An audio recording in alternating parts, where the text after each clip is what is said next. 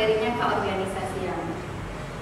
Kita mulai saja. Yang pertama adalah mengenai arti dari organisasi. Seperti yang kalian ketahui bahwa organisasi itu adalah suatu wadah berkumpulnya sekelompok orang yang memiliki tujuan bersama, kemudian mengorganisasikan diri dengan bekerja bersama-sama dan merealisasikan tujuannya. Jadi seperti kalian misalnya organisasi OSIS. Kenapa kalian berkumpul dalam organisasi OSIS? Yaitu kalian ingin memajukan kegiatan di intrasekolah. Begitu juga organisasi-organisasi yang lain. Selanjutnya yaitu manajemen organisasi. Kenapa harus ada manajemen organisasi? Manajemen organisasi itu berguna untuk pencapaian tujuan agar lebih efektif dan efisien. Karena dalam sebuah organisasi memang kita harus mencapai tujuan, tapi tujuan yang dicapai itu harus dilakukan secara efektif dan efisien. Nah, bagaimana caranya untuk manajemen organisasi? Yang pertama adalah planning. Planning itu apa? Planning adalah merencanakan. Jadi dalam sebuah kegiatan kalian harus merencanakan. Yang pertama adalah tugas, kemudian anggaran, dan teknis kegiatan.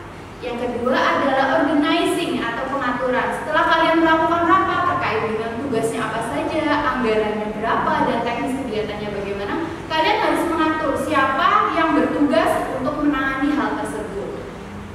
Siapa yang akan mengerjakan tugas, kemudian penting. Yang pertama kalian dalam mengerjakan suatu kegiatan harus membuat job description. Misalnya seorang ketua harus apa, sekretaris harus apa, bendahara harus apa. Kemudian yang ketiga adalah executing atau pelaksanaan.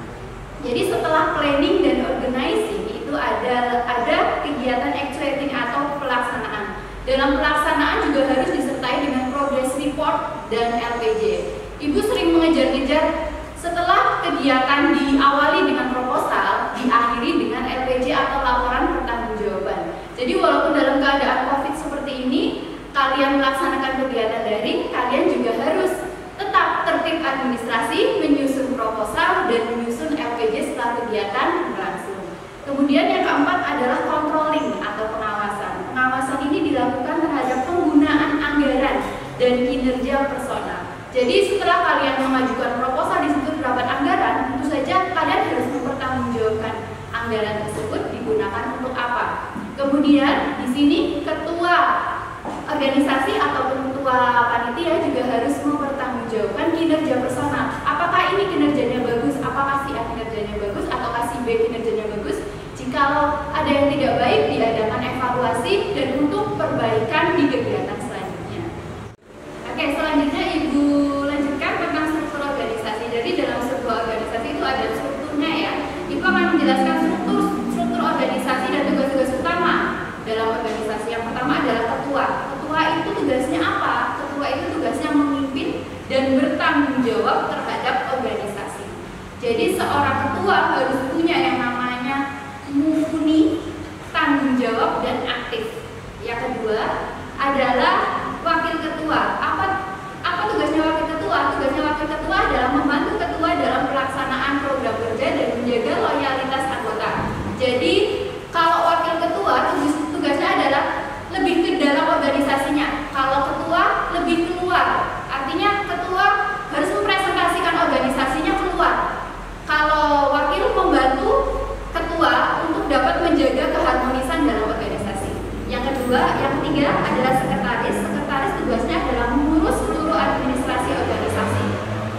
Jadi harapannya nanti kalian ketika menjadi sekretaris, kalian benar-benar menguasai salah satu aplikasi, yaitu Microsoft Word. Karena itu sangat dibutuhkan ketika kalian menyusun proposal atau LPJ itu yang digunakan. Ya, sekarang kan sudah zaman canggih, jadi tidak ada yang namanya lagi tulis-menulis. Kalian harus, yang menjadi sekretaris harus benar-benar menguasai Microsoft Word. Kemudian yang keempat adalah bendahara. Jadi bendahara bertugas untuk mengurus seluruh keuangan organisasi. Di sini kalau tadi sekretaris menguasai Microsoft Word, kalau bendahara Ibu harapkan kalian dapat menguasai Microsoft Excel. Kemudian jika kalian bergabung di organisasi, untuk kalian berpikir apa sih pentingnya organisasi? Yang pertama adalah kalian dapat membuat waktu kalian lebih bermanfaat daripada misalnya setelah pulang sekolah kalian di asrama libur. Ya, akan lebih bermanfaat jika kalian bisa bergabung bersama teman-teman untuk mencapai tujuan dari sebuah organisasi. Kemudian yang kedua adalah memperluas jaringan. Kalian nanti tidak tahu setelah kalian lulus SMK kalian akan menjadi apa, atau si A menjadi apa, atau si B menjadi apa. Mungkin saja teman kalian nantinya akan menjadi bos, dan kalian nantinya mungkin membutuhkan pekerjaan. Jadi ketika kalian bergabung di organisasi, kalian akan memperluas jaringan dan menambah persahabatan. Yang ketiga adalah sebagai sarana pencapaian cita-cita. Tentu saja kalian ketika memilih sebuah organisasi, kalian tahu kenapa kalian bergabung dalam organisasi tersebut. Yang keempat adalah kalian akan memiliki kekuatan. Kenapa Ibu mengatakan demikian? Misalnya adalah ketika kalian bergabung dalam sebuah organisasi, kalian tidak mempunyai kemampuan untuk berbicara di depan umum. Tapi ketika kalian bergabung dalam organisasi, diajarkan seperti itu, nah kalian akan mempunyai kekuatan untuk dapat berbicara di depan umum. Itu salah satu contohnya. Kemudian yang kelima adalah kalian akan selangkah lebih maju dari yang lain. Itu sangat jelas. Kenapa selangkah lebih maju dari yang lain? Kita tahu bahwa setelah kalian lulus sekolah, kalian akan terjun di masyarakat. Jadi kalian akan sudah siap untuk menjadi masyarakat setelah bergabung dalam sebuah organisasi. Selanjutnya, Ibu sering menemui masalah, yaitu Ibu ketika di sekolah kita bergabung dalam organisasi, bagaimana dengan kegiatan belajar mengajar di sekolah? Jawaban Ibu adalah kalian harus menyeimbangkan antara organisasi dan kegiatan belajar di sekolah. Caranya yang pertama tentunya adalah kalian harus meluruskan niat. Ketika belajar di sekolah, kalian harus fokus belajar. Ketika kalian di dalam organisasi, kalian harus fokus memajukan organisasi tersebut. Yang kedua adalah kalian harus menentukan tujuan dan arah hidup kalian.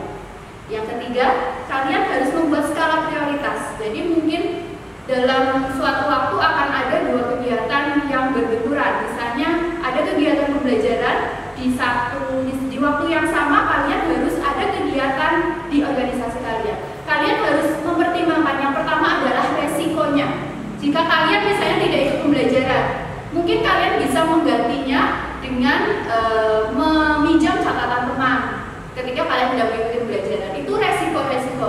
Ketika kalian tidak bisa mengikuti suatu kegiatan, mungkin tidak bisa diikuti di lain waktu. Jadi kalian harus bisa menentukan resiko mana yang akan kalian tanggung. Yang keempat adalah waktu dan biaya.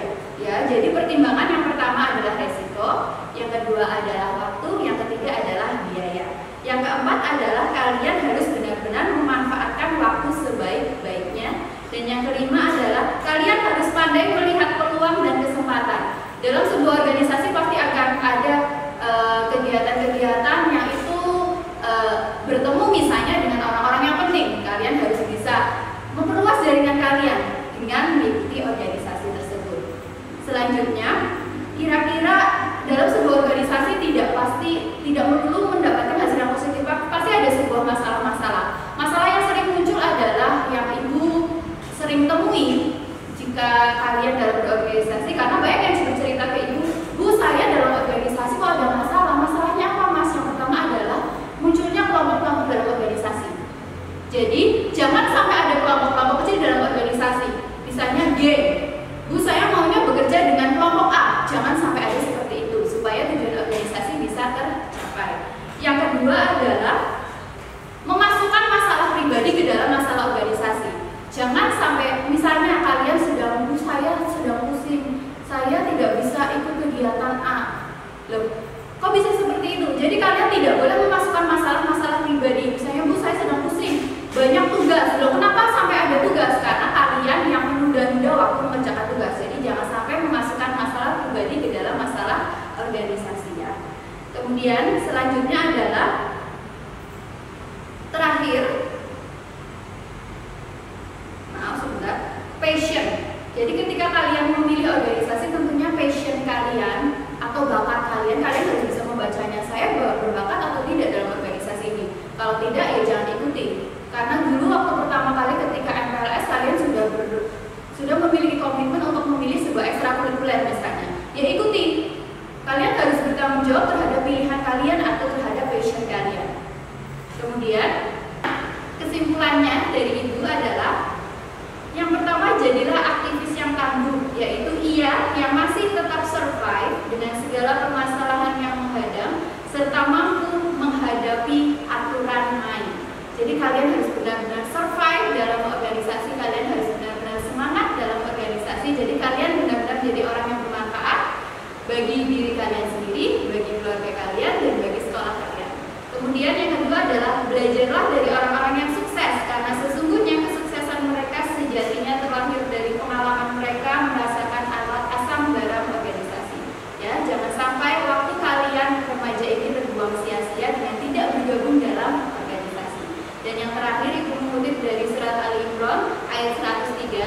Jangan anggap